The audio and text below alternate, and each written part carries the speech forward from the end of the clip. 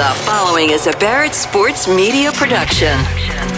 There are two sides to the broadcast industry: content creators and moneymakers. This podcast is for that second group: sellers, buyers, managers, anyone with an interest in business. You're all welcome here. This is Seller to Seller.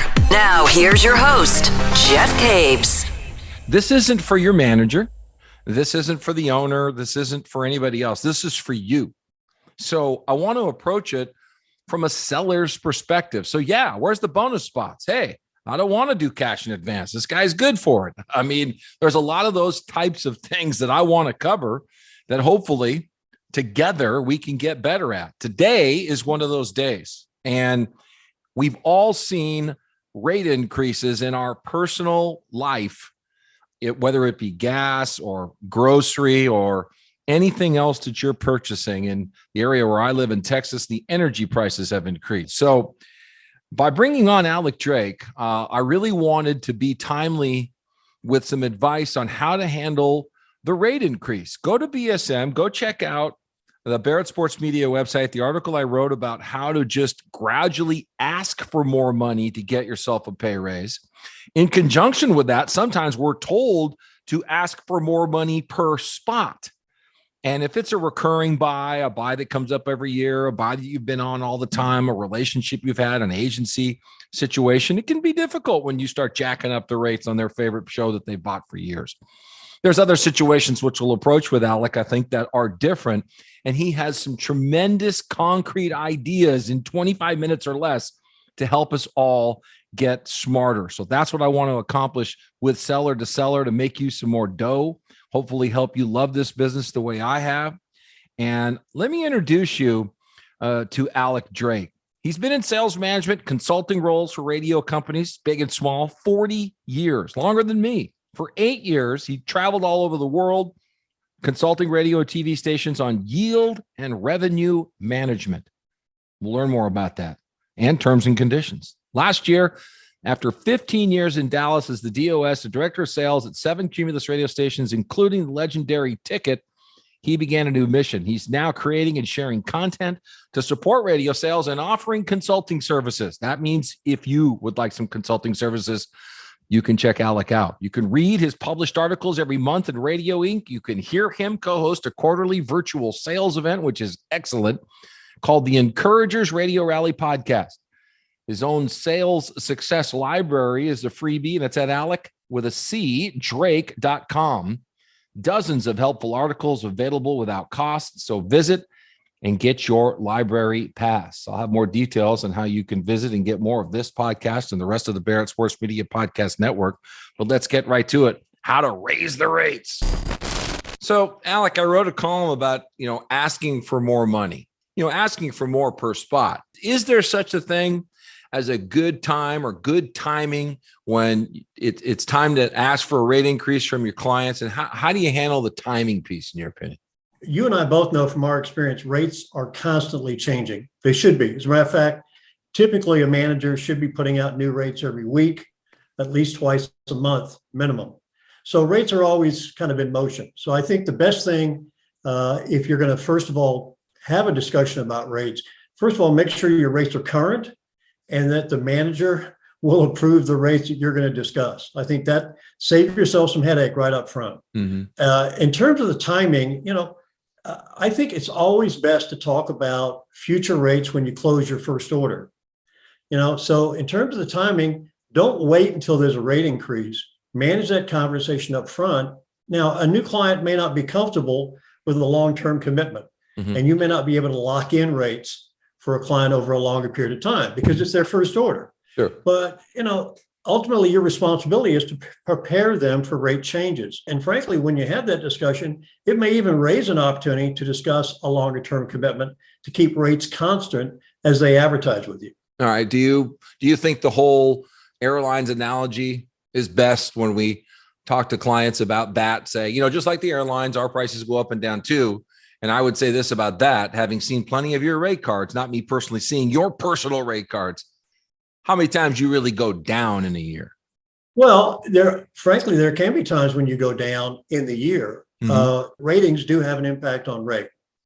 And ultimately, rate is driven by demand. So there's things that can change in the way of demand through the year that actually may change your rate position. And, it depends on how you're managing ratings. If you're in a rated market, how often those ratings come out, that obviously could be an impact. It could be seasonality. There could be other reasons. Frankly, sometimes it could be more dramatic. Maybe there's a new competitor in town. Maybe you even have a format change. I mean, that's not unheard of. So just be prepared if rates are going up, as we talked about, that you don't surprise your client. Don't make it a surprise. Just thinking back and how, the explanation about rate goes with a client. Oftentimes I felt I was taught, or I use and still use, that, hey, this day part's in demand. This day's in demand, Wednesday through Saturday for retail. These Right. days aren't in demand. I always felt, though, that was kind of me focused, right? That's not too focused on the client. Do you think that's a good way to explain it, though? If you're going to talk about demand, find a way to fit it into the client's business. And, one of the examples is, let's say you're in front of the manager or the owner of the shoe store. They've got shoes sitting in the back storage area. They've got shoes sitting in the store, and they've got shoes sitting in the window. So if a particular shoe does not sell that day, they can sell it tomorrow. But we know radio inventory is perishable and limited. So if I'm talking to that shoe owner, I say, imagine if your inventory was only in your store window where you're trying to get attention with your display, but that was your inventory. You would be very limited on what you could sell. If a customer walked in, you may not have a specific size. We are much more like your store window than we are like your storage room in the back. So you're a business person in sales. You're not a salesperson in business. There's a difference. So think about it from the customer's point of view, shift it to their business, to the characteristics of what they deal with. That'll give you a much better way to relate. And then you can talk about demand, and it's not about you. Also, don't make demand a single reason to adjust rates. That's a good point. And I like bringing up brick and mortar too. We got to keep circulating this concept. By the time this podcast gets out there, maybe people say, well, why would these guys be talking about things in display windows? I go to Zappos. I don't go down the street. It's interesting you bring that up. I actually read the whole autobiography on that company, which was a very interesting book. But I think in either case, it's not about you, it's about them, and keep that focus. All right. So Alec, one way that we can deal with a rate increase. I don't know that this is ideal, but I think it certainly happens for a percentage of salespeople that we offer some bonus spots to sort of soften the blow. We'll give them some 7P to mids. We'll give them some 6A to 6As.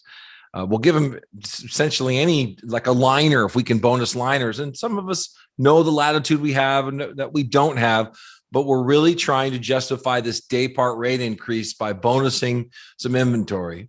I know in general, you do not like this idea. No, I'd say if you're talking about bonus spots, my answer is no. Every unit of inventory has value. You could be in a very small market and maybe it's $1 a holler, as we used to say. Yeah. That's okay if that's what that particular piece of inventory is worth. And I think, if you're going to be blending day parts and if you're trying to manage, off-demand day parts, work with a rate that's relative to the demand and the value of that particular day part, and work it into your schedule and help, navigate through rate averaging and all the things that you need to do, but don't do it with bonus spots. There's ways to bring down your order average rate. And frankly, in some ways, you can take maybe a commercial out of morning drive that's a more expensive spot, and maybe that enables you to buy 3 or 4 in another day part. It's not just about working with the mathematics. If you're moving someone into another day part, you're also doing something else. You're giving them more reach. Right. So maybe, depending on how long they've been in that concentrated schedule area, maybe it's good to say, hey, let's broaden out. This doesn't mean we have to raise your budget, but let's raise the potential for results. What do you think? I know in working at the ticket, I'm sure you had all kinds of requests for maybe the hard line and afternoon drive, or of course the musers and morning drive, where fine, Alec, you want us to get 350 now, not 275. Well, the order is going to come back to you 6A to 8A, 4P to 6P. They're going to start cutting off the day parts and customizing them on you. Did you have a policy to day part customization, whether it was allowed or not, or what tariff had to go with that? Well, we actually used to increase rate if you narrow day parts. And, you'll hear me talk about terms and conditions because I'm a big believer in it. We had a simple term and condition on our rate card and we worked with it. And that is for every hour you took off a day part, your rate went up 10%. Okay. So it was a rule of thumb. The guy could do it on the fly. Yeah. Part of what happens with managers sometimes, you can be a helicopter manager and you're just staying too close to everything. And let's face it, if you're in sales, you're in sales partly, especially if you're in outside sales, because you like a certain level of independence. You feel sometimes like you're maybe even an independent contractor. You're a business person in radio. You just told me that. That's right. So, but even if you're in business, you're not going to stay in business if you don't follow certain protocols and things that make sense to stay in business. Right. So it's not about, trying to regulate you as a business person, but to give you some benchmarks, some guidelines and ways where you can make good decisions. And then, if you want to go that direction with your client, you want to narrow a day part from, to 4 to 6, you're going to change the demand relationship with that inventory. We have to change the price. So I'm not raising the price. Actually, you're raising the price. Right. That's a terms and condition. That's very good. Now, a lot of us try to focus on 12-month contracts. I always do. I like to start there and move back from there. And so when we do that, we've got to get rates. So if I were to, we're broadcasting this podcast here on the 11th of July. And if I were out pitching an annual and starting at August 1, I'm going to need rates from, starting in August all the way through July of 2023. So should I be fluctuating those rates and offering rate increases through fourth quarter, maybe back off in first quarter, et cetera, or is there another way to handle it? Well, you're right, Jeff. The advantage of the annual contract, long-term contracts is you can get rate stability. But we also know that underneath that, again, demand changes, rates are changing, and a manager is not putting out a rate card every week just because he loves the exercise of doing that. He's trying to reflect, hopefully, what's going on with the inventory and what it takes to get access to that inventory, because that's really what rate is. It's the price of admission, right? Sure.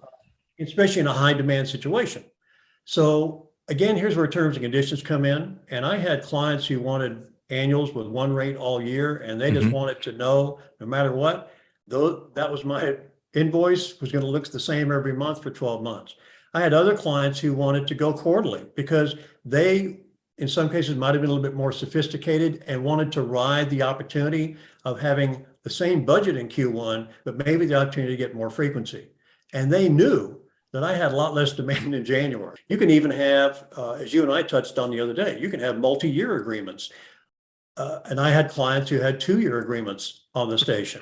And that's okay if you, as they say, if you bake in the terms and conditions that protect both the customer and certainly, of course, protect the station. Because as a sales manager, one, you're not doing your job if you sell inventory for less than it's worth. And as a salesperson, you want predictability. If you like to have flexibility as a salesperson, think about what flexibility your customer might need. That's a good way to look at it. Yeah, and don't be afraid to be creative, but of course do that with management approval. And that's a great conversation to have in your sales manager's office, and they may have some additional ideas for you. Yeah. All right. So Alec, let's just say in a situation, I'm selling a client 25 spots for $100 a piece, $2,500 a month, and the rate's going up to 125. And the buyer now is going to say, okay, I'll take 20 spots, for that same $2,500. Now, how can I get them to buy that 25 spots? How can I get them to keep their frequency and pay more per spot? Okay. If you want to earn more money, you've got to focus on the right thing. And focusing on selling the customer more spots with a rate increase behind it as the motivation is the wrong approach. So if you want to earn more money, think about how you can increase the spend or the investment with you and what you represent. The optimal situation is really to add more value. And when you add more value, now you can increase the budget because you're bringing something else to the table. And again, free spots are not a choice here. All you're doing there is moving the shells around on the table. It's a shell game. And, most clients are smart enough to understand and do the math and know that, that's not in their interest or your interest. You're playing games at that point. So I would look at what assets is the client not taking advantage of. Are they buying digital? Are they sponsoring content or station activations? Mm-hmm. Is it time for an endorsement? A great way to get a budget up and to make more money is sell the beachfront property. And we all know that endorsements are a great way to increase the potential for results for a client, because now you've actually got that personality talking about their product. And you talk about something that's sticky when you talk about long-term agreements. Once somebody gets an endorsement and they see the benefit of that, we would have people that had endorsements on the ticket for 20 plus years. They would never let it go. It'd be the last thing they'd let go. Sure. So if you want to make more money in sales, that's great. We'd love to have you because you make more money, we make more money, everybody wins. Now, one of the worst ways to handle a rate increase to me would be saying they're buying 6A, 7P Monday through Friday. You raise the rate in morning drive. You go back to the client and say, oh, they want too much now for morning drive. Let's just go 10A to 7P and we'll come back to that. To me, you're also telling them this station's not worth it at that price.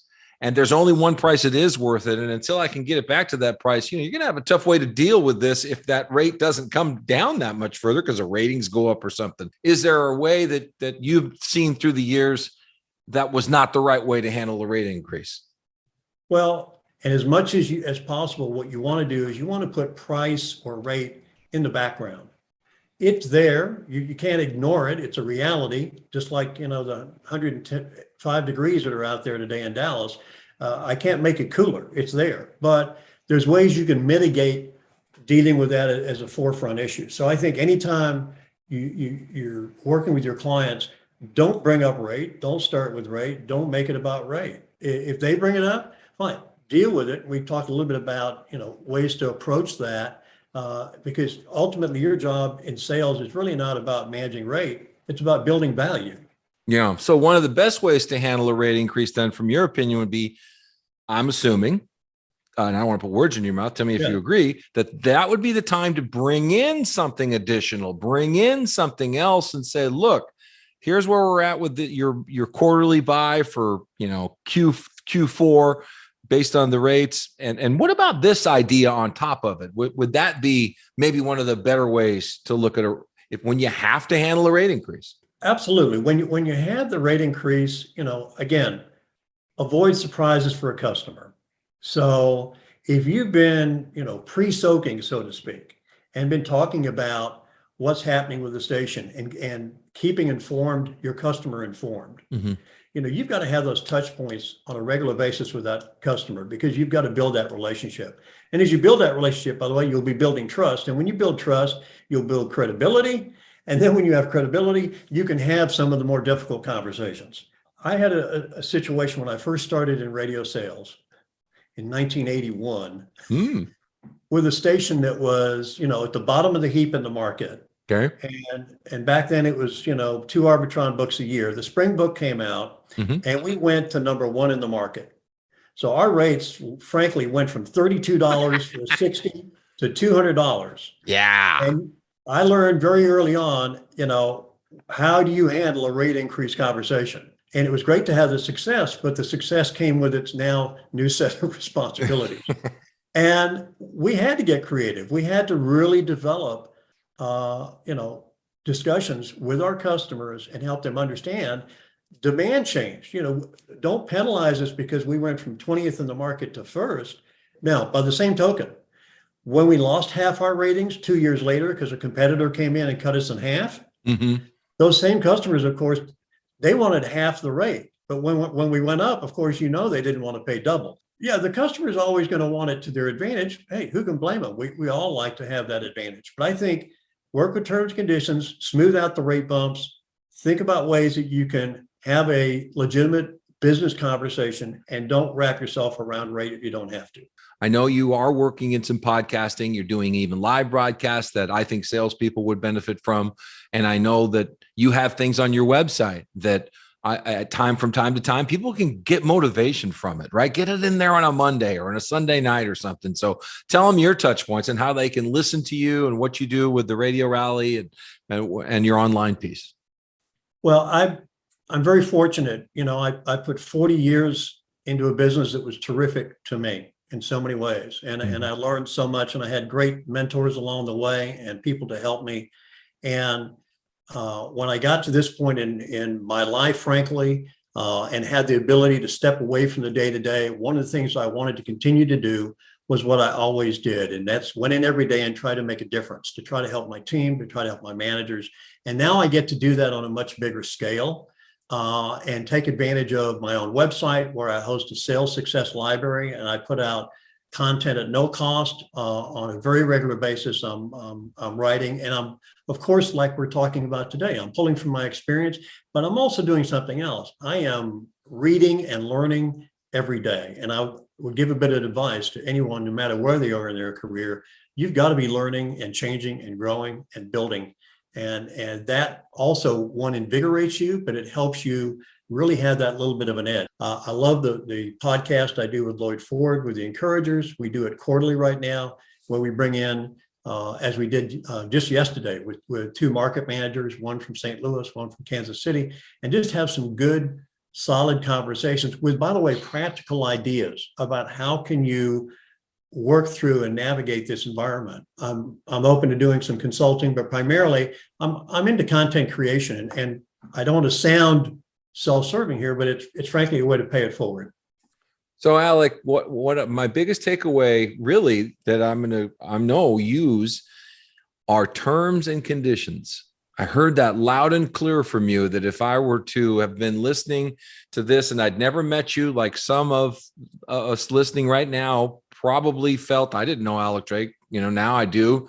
But terms and conditions, what he was trying to communicate, that we should be using out of our sales toolkit. So what's the best way to describe how we can use terms and conditions to really help ourselves, our stations, and our advertisers? First of all, don't use any terms and conditions that you're not going to enforce. It's not a smokescreen. And the terms and conditions need to be customer focused. And sometimes they provide a benefit for the customer, certainly. And sometimes they're there to protect the quality of what you do, protect the product, protect access for other customers. So their terms and conditions do go both ways, and make sure that they're not coming across as fences that you're putting up doing business. The business office has their own terms and conditions. We couldn't put a client on the air and let them run a schedule unless they had approved credit. Well, that was a term and condition of doing business. Now, if you want to pay cash in advance, great. We'd love to see that too. So terms and conditions, and frankly, if you're talking to someone in business, terms and conditions aren't anything new to anybody. It's like the terms and conditions you get where you get the 3 to 4% cash back on your credit card. That's a term and condition. But that's an incentive, and it's a way to say thank you. So sometimes terms and conditions can be very positive. And I've written on that. Go to my website at alecdrake.com. There's a specific article I wrote just about terms and conditions. And if you have questions on that, feel free to reach out to me on my website, and I'll be happy to help somebody with that thought process. Well, thank you, Alec, for your service, what you do, what you're trying to do here to help and give back all the people that gave us information and insight. We touched about the Lytles, the Goldsmiths, the Greenwoods, even late Pollock, the guys Right. that really tried to advance this business, and you're one of them. So I appreciate you joining me here on Seller to Seller. Well, Jeff, thank you again for having me on the podcast. It's great to be with you, and continued success in what you're doing. I love reading your stories, your perspective as well. So I appreciate all you're doing. Thanks once again to Alec Drake for joining me on this inaugural edition of Seller to Seller on the BSM Podcast Network. Rate it, review it, pass it along. Hope you enjoy it. Let me know who else you'd like me to talk to or subjects that you'd like me to hit on, because I really do think we can make some money together and make this work. So thanks for coming aboard. We'll talk to you. The next podcast should be next Monday here on the BSM Podcast Network.